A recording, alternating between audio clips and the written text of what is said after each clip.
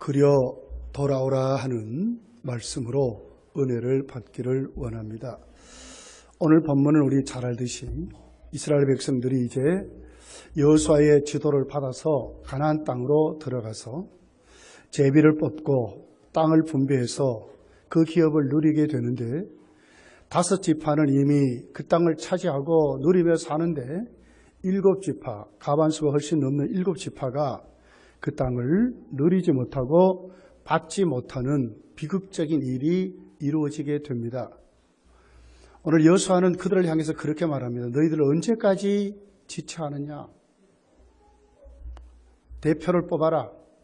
3명씩 뽑아가지고 다시 가나안 땅을 들어다니며 그림을 그려와라. 그리고 내게로 가져오면 그 실로에서 여호와 앞에서 제비를 뽑아 분배하겠다. 그러니까 그려서 돌아오라 하는 말씀이었어요. 이미 이들은 우리 잘 알듯이 1절에 보니까 실로라고 하는 하나님의 성전을 지어놓고 예배를 드리는 하나님의 구원받은 백성이지요.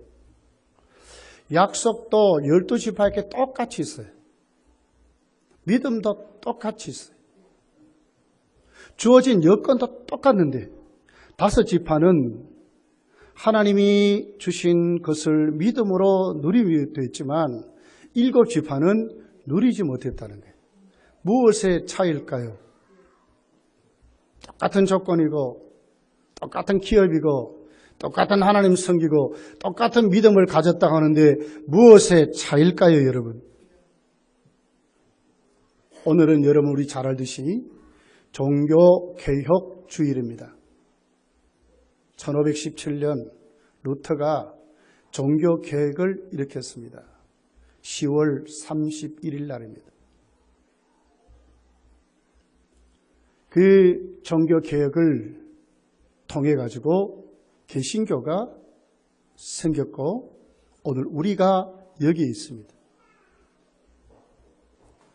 개신교회는 그 루터가 부르짖었던, 또 루터를 통해서 그 교리를 받고 하나님의 말씀에 눈을 뜬 칼빈이나 쯔잉글리 같은 이 개혁자들이 세웠던 솔라라고 하는 그 4대 개혁 중심의 신앙을 세워서 지금까지 개신교가 여기까지 왔습니다. 왜 그렇게 했을까요? 구교인 천주교의 그 천년을 암흑기라고 생각하고, 천주교가 믿는 신앙은 하나님 앞에 다른 복음이라고 인정하고 내주는 강한 성이요 방패와 병기 되시니, 하나님이 루터를 붙잡으셨고 개혁자들을 붙잡으셨고 그렇게 해서 바른 신앙, 바른 믿음으로 이 세상을 예수 그리스도 안에는 결코 정죄함이 없느니라, 이 말씀 가지고 살아가도록, 정말 그리스도 안에 참 복음을 누리며 살아가도록, 12지파인데 5지파는 이미 그 복음을 받아서 누리며 살아가는데 7지파는 똑같은 복음을 받았지만은 누리지 못하는 이유가 무엇이냐, 그 말이에요. 여러분, 세계의 역사를 크게 3등분을 하고 있습니다. 그 세계 역사의 3등분은 교회의 역사를 근거로 해서 나누어 줬습니다. 주후 590년까지를 고대 역사 이렇게 말합니다. 예수님 이 땅에 탄생하신 그때부터 590년까지를 고대 역사라고 한다, 그 말입니다. 주후 590년서 1517년까지를 중세 역사, 그렇게 해서 루터가 종교개혁을 일으키지 그 전까지를 중세의 암흑기로, 가톨릭의 역사였고 교회의 역사였지만은 암흑기로 그렇게 진단을 하고 있습니다. 그리고 1517년 이후부터 지금까지를 근세 역사, 현대 역사 이렇게 해서 루터가 종교개혁을 일으킨 그때부터 시작해서 지금까지를 근대사라고 이렇게 말을 하고 있습니다. 거기에 아주 뚜렷한 중심이 종교개혁이고 예수님이 이 땅에 오시는 역사였어요. 당시에 가톨릭은 1000년 동안 초대교회 신앙을 본받았지만은 교회가 로마의 국교가 되고부터 시작해서 타락의 길로 접어듭니다. 하나님 말씀을 떠납니다. 전통과 그들의 교권을 그들은 최고의 권위로 인정을 했습니다. 결국 교황 이노센트 3세 때에 가장 교권이 충만할 때가 됐습니다. 왕도 교황이 임명을 했습니다. 옆에 있는 신학자 토마스 아퀴나스에게 이렇게 말을 합니다. 수많은 사람들이 수레에 금을 싣고 은을 싣고 돈을 싣고 물질을 싣고 쌀을 싣고 곡물을 싣고 수도 없이 교황청 창고로 들어가는 그 행렬을 바라보면서 이제 교회는 은과 금은 내게 없다는 말이 없어질 것처럼 이제는 다 그 말씀은 지나가 버렸다. 왜 이렇게 풍부하지 않느냐? 금도 있고 은도 있다는 거예요. 토마스 아퀴나스가 이노센트 3세에게 이렇게 말을 합니다.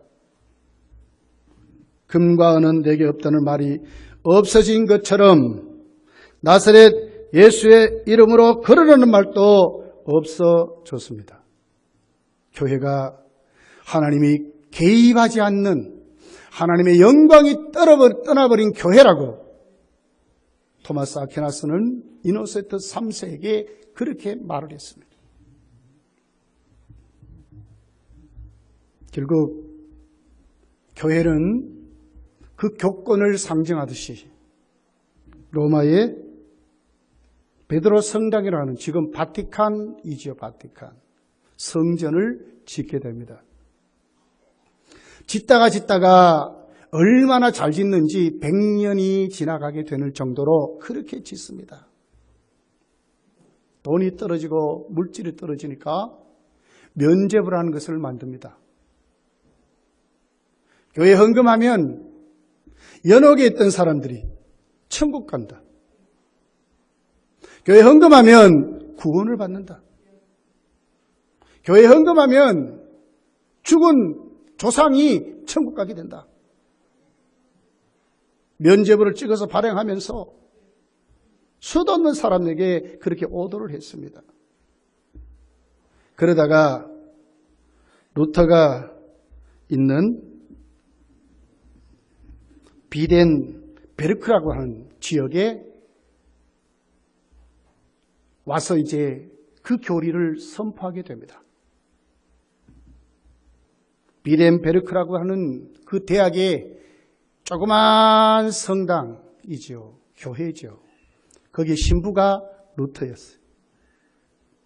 청중을 향해서 대학생들을 향해서 외치는 그들 앞에 루터는 붕괴하기 시작했어요. 이것이 종교개혁의 시발점이에요.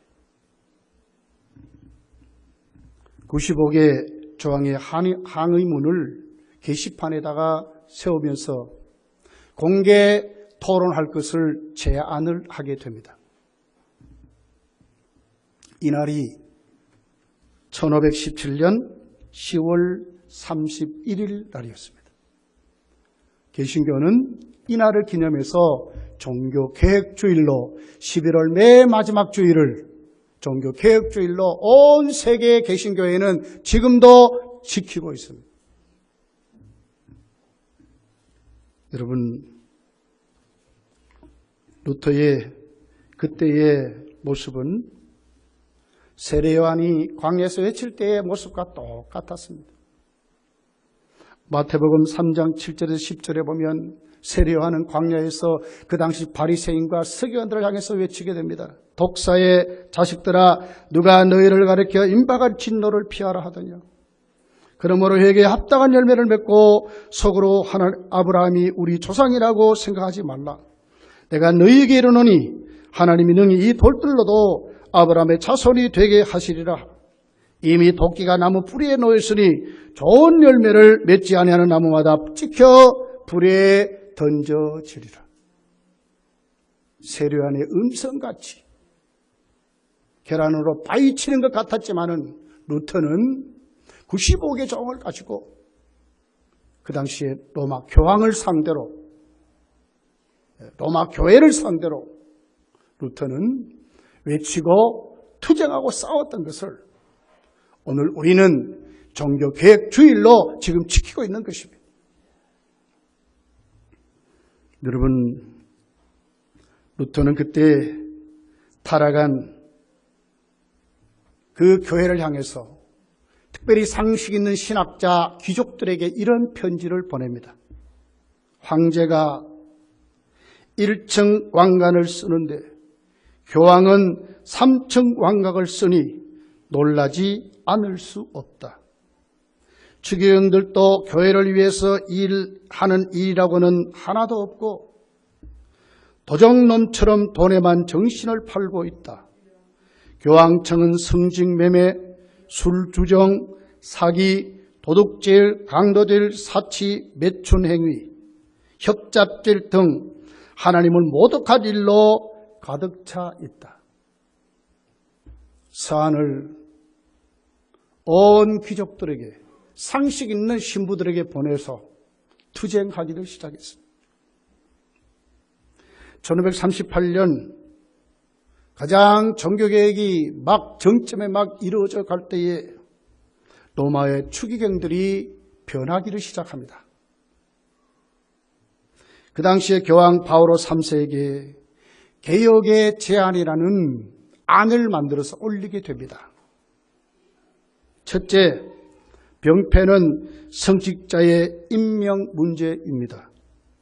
철없는 아이들, 심지어는 전적으로 자격이 없는 무례한과 타락자들이 성직자로 임명되고 있습니다. 로마에서 직무를 수행하는 사제들이 무식하고 부도덕하다는 것은 분통이 터지는 일이라고 하겠습니다. 로마시 안에는 장녀들이 귀부인들처럼 왕래하는데 그 뒤를 성직자들이 따르고 있습니다. 이와 같은 부끄러운 병폐가 중단되어야 하겠습니다. 이것이 그 당시 추기경들의 안이었어요. 가톨릭의 재판이 벌어졌습니다. 루터가 불러서 나갔습니다. 재판관이 말을 합니다. 오늘 너를 12번 지옥불에 던질 수 있다. 오늘 여기서 너를 12번이나 목을 칠 수 있다고 말을 했습니다. 루터는 거기에 당당하게 대답을 합니다. 사도행전 4장에 있는 그대로 사람을 기쁘게 하랴, 하나님을 기쁘게 하랴.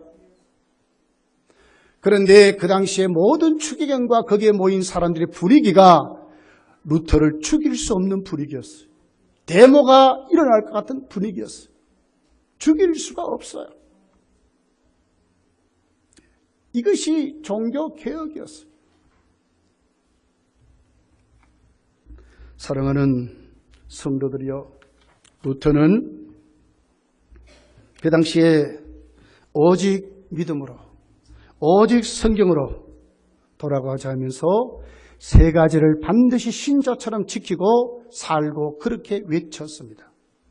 첫째가, 그는 하나님의 말씀이 없는 곳이라면 천국이라도 살 수 없고, 하나님의 말씀이 있는 곳이라면 비록 그것이 지옥이라도 살아갈 자신이 있다.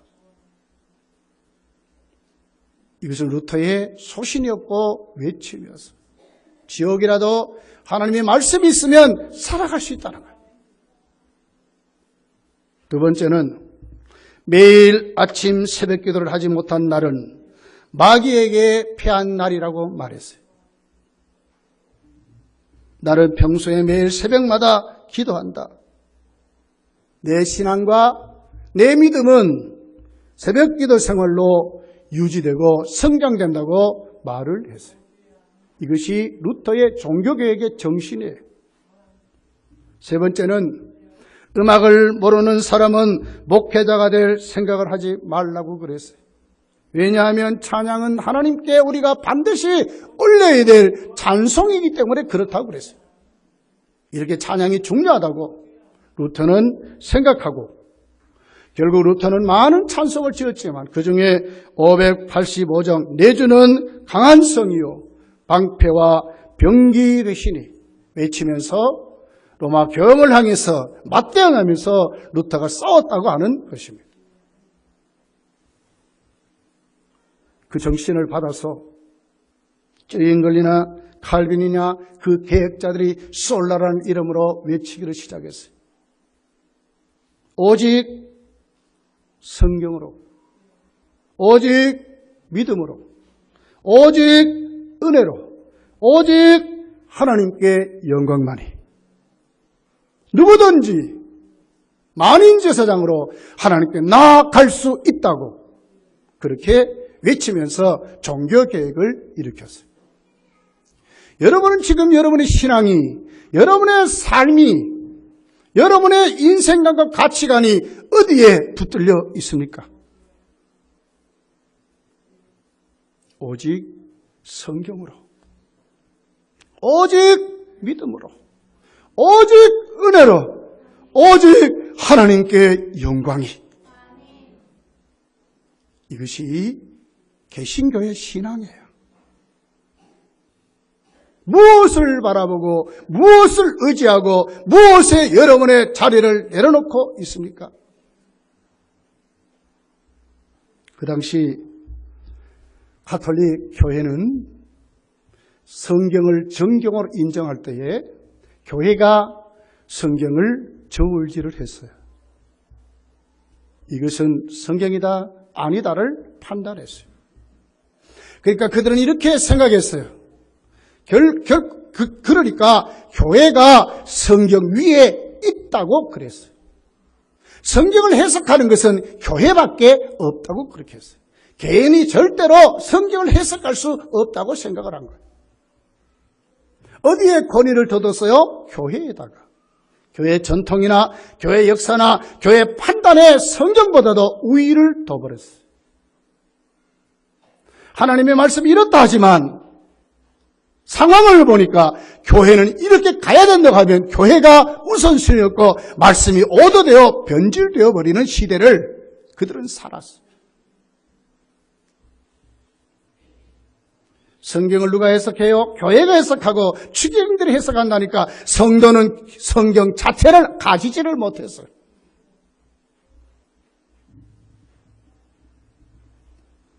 지금 우리는 물질 만능 시대를 살아갑니다. 과학 제일주의 시대에 살아가고 있습니다. 포스트 모더니즘 시대에 살아가고 있습니다. 다양한 시대에 살아갑니다. 다양한 가치관 속에 살아갑니다. 오직 성경으로 통합니까? 오직 하나님의 말씀이라고 하는 것이 통합니까? 내 상황, 내 판단력, 내가 갖고 있는 물질, 내가 갖고 의지하는 내 모든 배경이 하나님의 말씀보다는 여러분에게는 더 크지 않습니까? 당시 천주교가 그랬다 그 말이에요.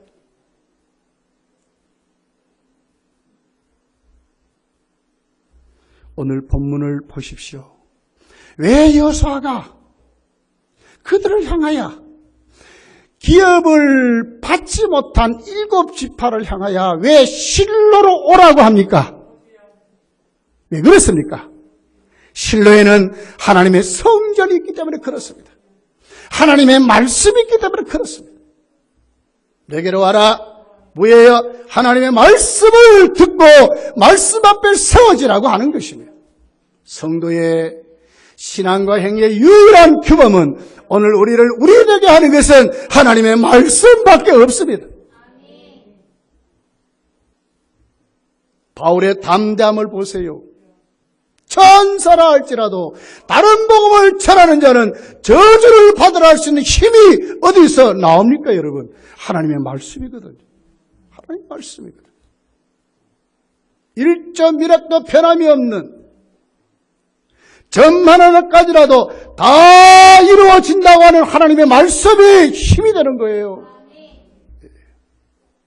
무엇을 의지하고 삽니까, 여러분? 무엇 말씀을 듣고 삽니까? 하나님께 와야 합니다. 말씀을 들어야 합니다. 말씀이 우리를 살리는 것입니다. 우리 영혼을 소생케 하고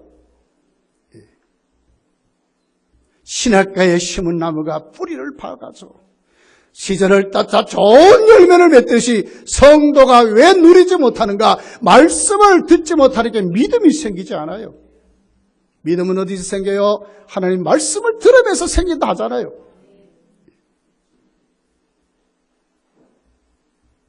오직 성경으로입니다. 이게 종교개혁의 모토고 주제입니다. 1번입니다. 1번. 여러분의 삶의 중심이 성경으로 돌아오시기를, 말씀으로 돌아오시기를 예수님 축복합니다. 두 번째는 오직 믿음이었습니다. 로마서 1장 17절에 복음에는 하나님의 의가 나타나서 믿음으로 믿음에 이르게 하나니 기록된 바 오직 의인은 믿음으로 말미암아 살리라 함과 같으니라.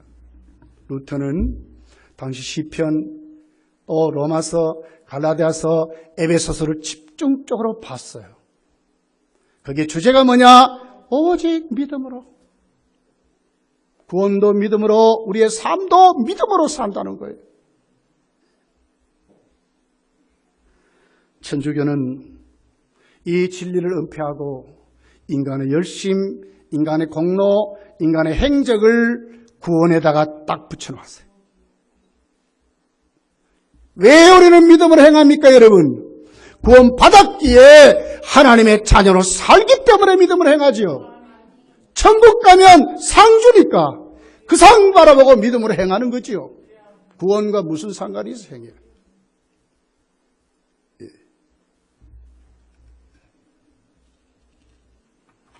여러분, 이 개혁자들의 정신이었고 신앙이었던 오직 믿음으로 놓치지 마시고 번민하지 마시고 좌절하지 마시고 날 위하여 십자가에 죽어주신 예수 그리스도의 십자가의 보혈의 공로를 의지해서 어떻게 구원받습니까? 예수 그를 주라 믿는 그들이 구원을 받는 것입니다. 다른 거 아무것도 없습니다. 예수 그를 주라 믿는 그 사람들 구원을 받는 것입니다. 타종교와 기독교의 차이점이 어디에 있습니까? 타종교는 100% 다 행위 구원을 말을 해요. 열심히 해야 된다는 거예요. 그러나 기독교는 그렇게 말하지 않습니다. 기독교의 오직 중심은 믿음으로 구원을 받습니다. 믿음으로 구원을 받습니다. 왜 당당하지 못합니까? 왜 자신이 없습니까? 자꾸 나를 보니까 그래요. 하나님 앞에 이런 것이 아니지요. 다 용서해 주셨어요. 다 덮어주셨어요. 다 해결해 주셨어요. 예수님의 십자가의 피가 여러분 짐승의 피보다도 못합니까? 아니잖아요. 하나님의 피값 아니에요. 하나님 피값. 율법의 요결을 다 이루시고 사탄의 정죄에서 죄의 사슬에서 우리를 구원에 대속해 주셨잖아요. 내가 예수 그리스도를 주라 믿으면 그 공로가 내 것이 되는 줄 믿습니다, 여러분. 내 것이 되는 거예요. 우주의 주인의 자녀가 됐다니까. 왕 같은 제사장이라 그러잖아요.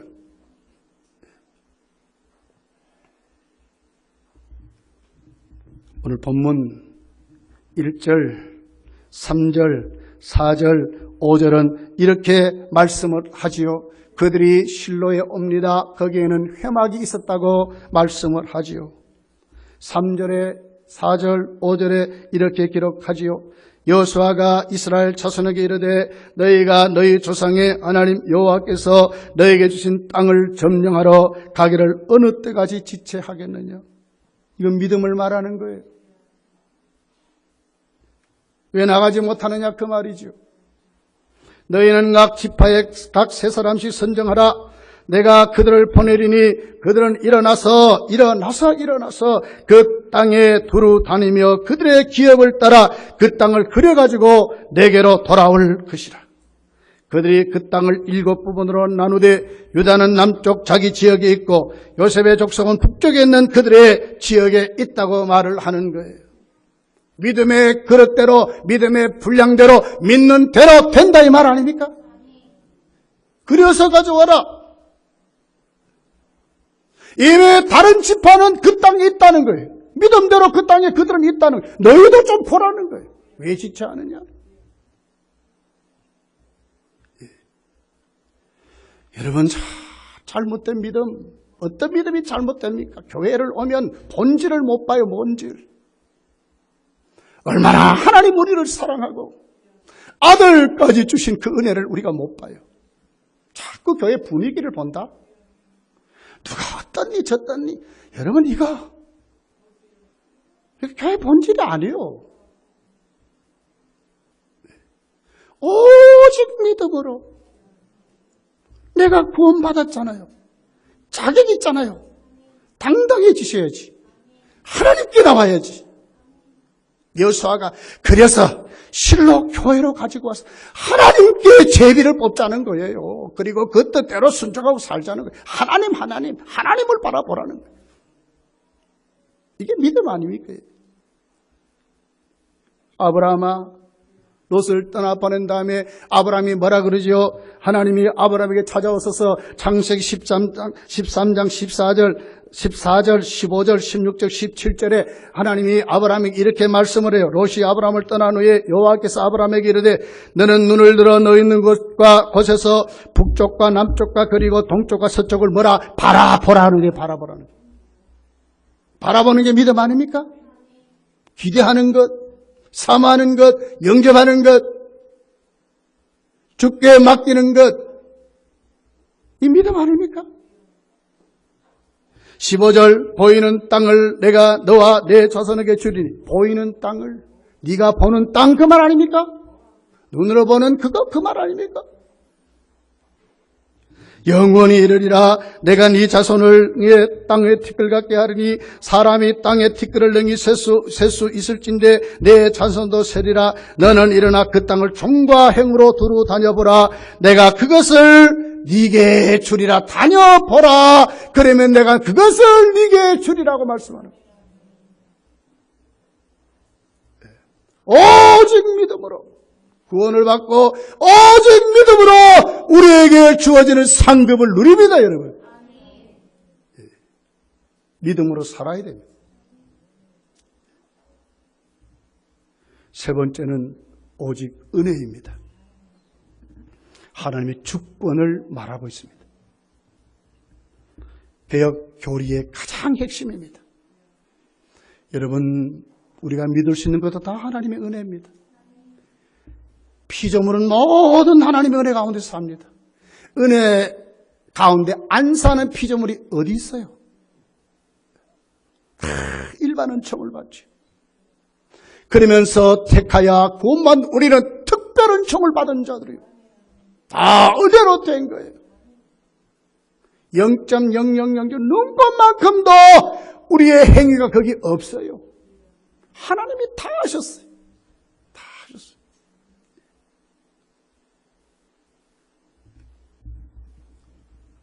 여호수아서 오늘 본문 6절, 9절, 10절에 있는 내용입니다. 그 땅을 7부분으로 그려서 이곳에 내게로 가져오라. 그러면 내가 여기서 너희를 위하여 우리 하나님 여호와 앞에서 제비를 뽑으리라. 9절, 그 사람들이 가서 그 땅으로 두루 다니며 성읍들을 따라서 7부분으로 책에 그려서 실로 진영에 돌아와 여호수아에게 나오니 여호수아가 그들을 위하여 실로에 여호와 앞에서 제비를 뽑고 그가 거기서 이스라엘 자손의 분파대로 그 땅을 분배하였더라. 누구 앞에서요? 제비를 뽑았어요? 하나님 앞에. 하나님의 주권을 인정하는 거예요. 하나님의 은혜를 인정하는, 하나님이 주시는 대로 이 말 아닙니까? 아무리 그림을 그려와도 결국은 뭐요? 하나님이 주신 대로 된다 그 말 아닙니까? 이 은혜를 말하죠. 하나님 주권을 말하잖아요. 당신의 기쁘신 뜻대로 역사하심을 말하잖아요. 이것이 우리 신앙이에요, 여러분. 열심히 노력합니다. 열심히 삽니다. 그러나 그 결과는 누구에게? 하나님께 맡기고 살 수 있는 것이 믿음인 거예요. 자, 입에 거품을 울고 나는 왜 이렇게 안 되는가? 그건 신앙이 아니에요. 바울은 심고 아볼로는 물을 주었지만 자라게 거두게 하시는 하나님, 여호와 하나님이라고 여러분 고린도서 3장에 그렇게 기록을 했어요, 바울이. 그 소신을 갖고 목회를 했고 그렇게 믿고 그렇게 신앙으로 그렇게 살았어요. 오직 은혜입니다. 여기에 여러분의 삶의 자리를 내려놓으시기를 열심히 축복합니다. 결과는 맡길 줄 아는 믿음 생활 하세요. 이것이 바른 믿음입니다. 네 번째는 오직 하나님께 영광이 만인 재상설을 말하는 겁니다. 카톨릭은 마리아를 중보자로 생각해요. 예수님 위에다 둬요. 그렇게 해서 마리아를 숭배하고 마리아를 믿습니다. 여러분, 마리아는 예수님이 땅에 탄생하는 처녀의 몸의 도구일 뿐이지요. 절대로 경배의 대상이나 중보자가 아닙니다. 칭찬을 받고 좋은 신앙의 모델로는 세워질 수 있지만 믿음의 대상은 절대로 될 수가 없는 것입니다. 누구에게 영광을 돌려야 돼요? 하나님께만. 우리의 죄가 어떻게 사함을 받습니까? 하나님 앞에 우리가 회개할 때, 예수 믿을 때에 예수 그대의 피값으로 우리가 죄 사함을 받는 것입니다. 네. 사랑하는 성도들이여, 오늘 우리는 이 말씀을 가슴에 안고 정말 우리의 믿음을 똑바로 세워서 정말 오직 성경으로, 오직 믿음으로, 오직 은혜로, 오직 하나님께 영광만이, 나와 하나님 사이에 어떤 것도 있을 수 없다는 믿음을 가지고 하나님을 독대할 수 있는 믿음이 여러분의 믿음이 되시기를 예수 축복합니다. 그 믿음 가지셔야 돼요. 베드로전서 2장 5절에 이렇게 기록을 합니다. 너희는 산돌같이 신령한 집으로 세워지고 예수 그리스도로 말미암아 하나님이 기쁘게 받으실 신령한 제사를 드릴 거룩한 제사장이 될지니라. 오직 너희는 택하신 족속이요 왕같은 제사장이요. 독대할 수 있어요. 때를 따라 돕는 은혜를 받기 위해서 자신 있게 나갈 수 있어요. 담대히 나가셔야 돼요. 오늘 또 그렇게 하셔야 돼요, 이 주일에. 오늘날 한국교회에 들어온 이 자유주의 물결들, 인간의 공로를 자랑하고 세속 문화가 들어오고 구원의 길은 다 있다, 다 있다. 다 있다. 혼합주의, 종교다운주의가 한국교회에 들어와서 지금 은연중에 우리는 그런 믿음을 가지고 살아요. 성경대로 안 믿으려고 그래요. 내가 복음을 우리는 너무나 많이 가졌어요. 이 시간 여러분 속에 만약 그것이 있다면 예수 이름으로 버리시기를 예수 축복합니다. 버리셔야 됩니다. 그게 바른 신앙입니다. 버리셔야 돼요.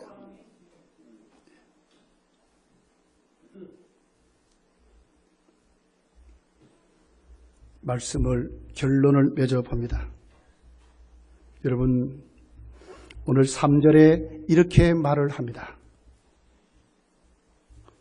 여호수아가 이스라엘 자손에게 이르되 너희가 너희 조상의 하나님 여호와께서 너에게 주신 땅을 점령하러 가기를 어느 때 같이 지체하겠느냐. 머뭇머뭇하고 용기를 잃어버리고 절망에 빠져 사는 거예요.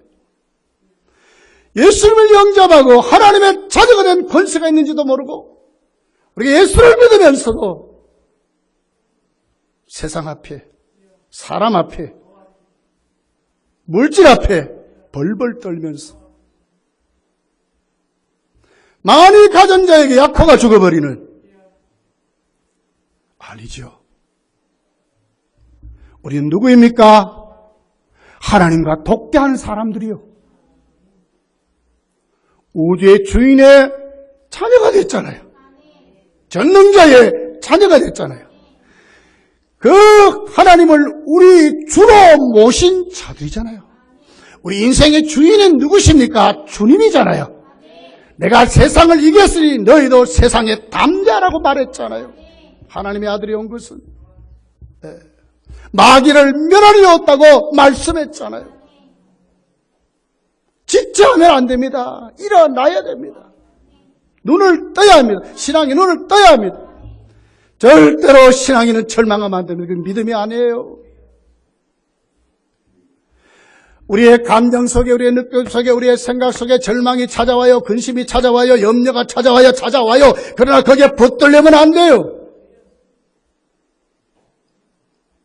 하나님께 우리 자리를 내려놓고 독대해서 지체하지 말고 그리로 가야 돼요. 그리로. 믿음의 그림을 그릴 줄 알아야 돼요. 그리고 하나님 주신 것 누리며 살아야죠. 이게 바른 신앙이라요. 히브리서 6장 14절에 보면 가라사대 내가 반드시 너를 복주고 복주며 너를 번성케 하고 번성케 하리라고 말씀했어요. 더하여. 고린도전서 12장 31절 너희는 더 큰 은사를 사모하라. 내가 또한 제일 좋은 길을 너희에게 보여주리라고 말씀했어요. 빌립보서 3장 12절 13절 14절 바울은 이렇게 말합니다. 내가 이미 얻었담도 아니요 온전히 이루었담도 아니라 오직 내가 그리스도 예수께 잡힌 바 된 그것을 잡으려고 쫓아가노라. 형제들아 나는 아직 내가 잡은 줄로 여기지 아니하고 오직 한 일 즉 뒤에 있는 것을 다 잊어버리고 앞에 있는 것을 잡으려고 표대를 향하여 그리스도 예수 안에서 너희 하나님이 위에서 부르신 부름의 상을 위하여 쫓아가노라고 그랬어요. 일어나야 합니다. 하나님 반드시 상 주십니다. 구원 받았습니까? 일어나서 일하십시오. 표대를 향하여 가십시오. 주신 부름의 상을 위해서 눈을 뜨고 부릅뜨고 그려서 나에게 주신 기업을 누릴 줄 아는 믿음의 사람들이 되시기를 예수 축복합니다. 기도하겠습니다.